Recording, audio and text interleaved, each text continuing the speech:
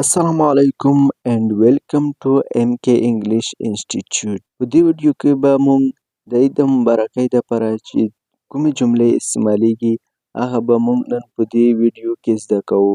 راځئ ویډیو وګورئ. که ویډیو مو خوښه شوه ویډیو لایک کړئ، زموږ چینل هم درسره سبسکرایب کړئ.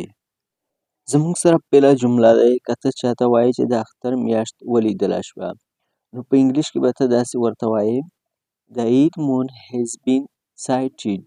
The Eid moon has been sighted. د اختر میاشت ولیدله شوه. ښه اوس ته چاته مبارکي ورکوې، ته باید څنګه ورته ویلی شې چې اختر دې مبارک شه.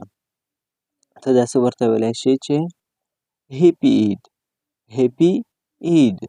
او یا داسې هم ورته ویلی شې Blessed Eid. Blessed Eid. اختر دې مبارک شه. یا داسې هم ورته ویلی شي Happy Eid to you from my side. Happy Eid to you from my side. زما له طرف نه دې اختر مبارک شي. تاسې خپل ملګري ته یا بل چا ته داسې څنګه ویلی شئ کپړې دې مبارک شه.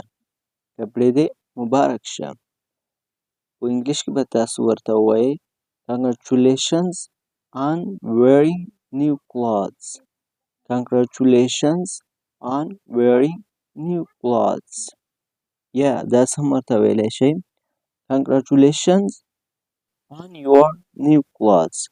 Congratulations on your new clothes. Happy Eid to you and your family. Happy Eid to you and your family. اختر د تا ته هم مبارک شي او ستا کورنۍ ته د هم مبارک شي، یعنی ستاسو فیملی ته د هم مبارک شي. امید لرم چې دا جملې به مو زده کړې وي. الله په امان.